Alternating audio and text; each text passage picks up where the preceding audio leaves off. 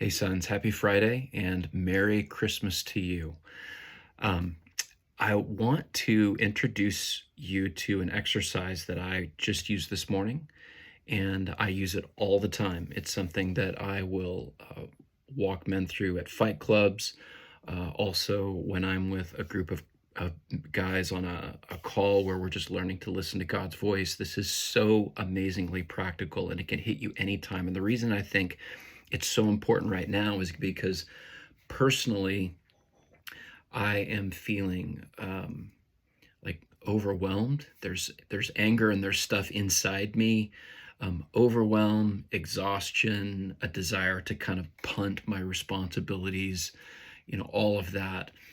And it's really too much for me to handle, and I'm not meant to carry these things on my own. So what I'm looking to do is accept Jesus' invitation to make an exchange, my heavy burden for his light and easy yoke. And one of the ways to do that can be practiced right here.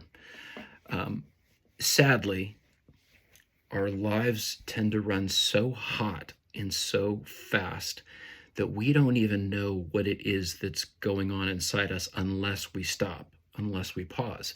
And so that's what this exercise is going to help us do. So here's what I want to invite you to do. That is to take a piece of your journal and you're just going to write 4 words: thinking, feeling, wanting, needing. And the way that I do it is I will take 2 branches off of each one of these. And then what I'm first going to do is, without editing, the first thing that comes to my heart, I'm going to answer the question, what am I thinking? Like, what is the dominating thought in me in this moment right now?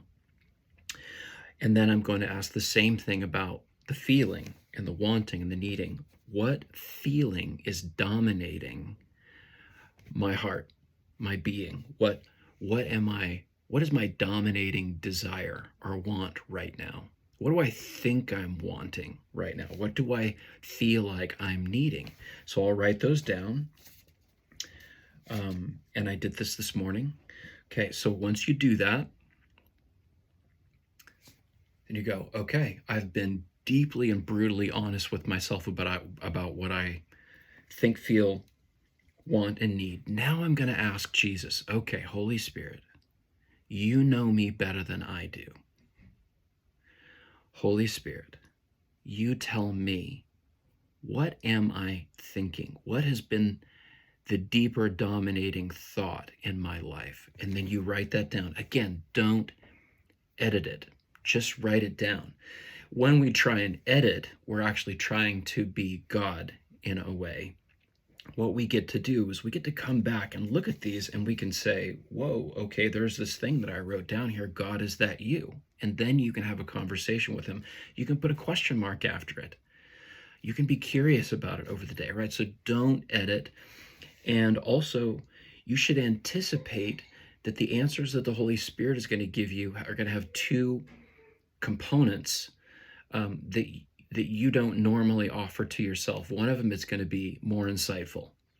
And the second, it's going to be more loving. And if we don't give ourselves permission to be loved, then we're going to try and, edit, and we're not going to hear what God has to say to us. Okay, so what I'm going to show you is that this morning I got up and I realized I had what I felt like was 60 different things that I felt needed to be done. And as a result, I was feeling overwhelmed. I was beginning to shut down. I was beginning to punt. I was beginning to feel like I don't have what I need to get this stuff done. And it was very defeating. But going through this exercise, what I did was I just began to kind of plea with God in my journal, only a paragraph, and then I did the exercise. You can see it here, right? Boom, boom, boom. And they're not necessarily one-word answers. Some of them are one-word answers. I'm thinking this, I'm feeling this, I'm needing this, I'm wanting this. And sometimes he brings particulars. Just write it down, whatever comes. And then after I write these down, I go back and I read them out loud and I say, Jesus, whoa, that's a paradigm shift for me. And I will begin to either write, or I will allow God to write back to me, offering the prompt, son, comma, I want you to know, and then I just let the pen take over. This has been a rescue to me. My heart is in an incredibly different place right now than it was 2.5, 3 hours ago. Friends, this is an absolute rescue.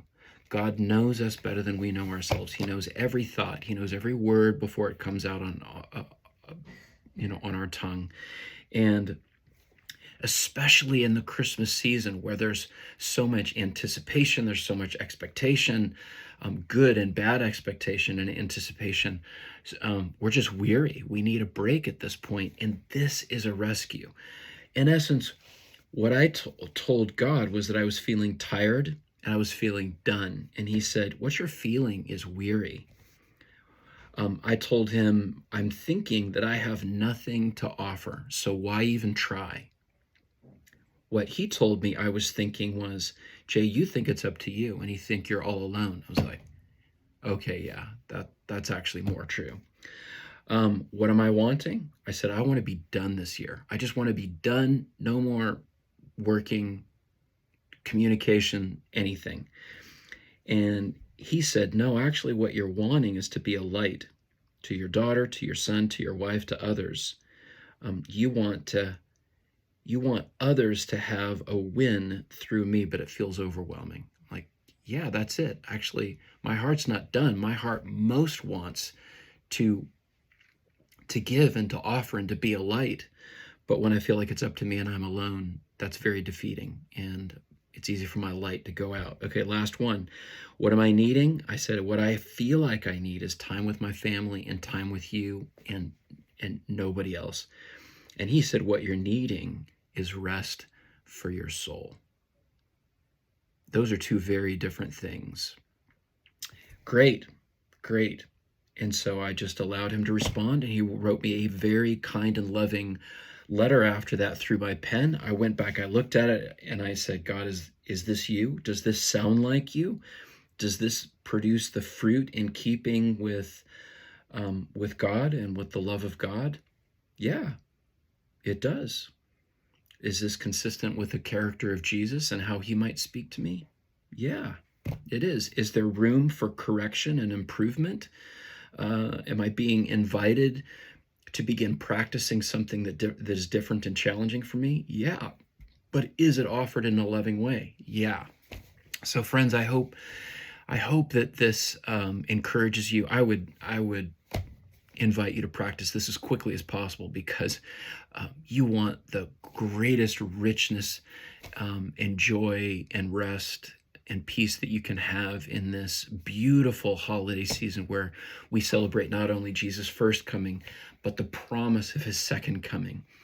The story is not what we think. The story that we're telling ourselves is not true. It's so helpful to be clear about the story that we're telling ourselves and then ask Jesus, you tell me, what's the story that I'm telling myself? Bless you all. Merry, Merry Christmas.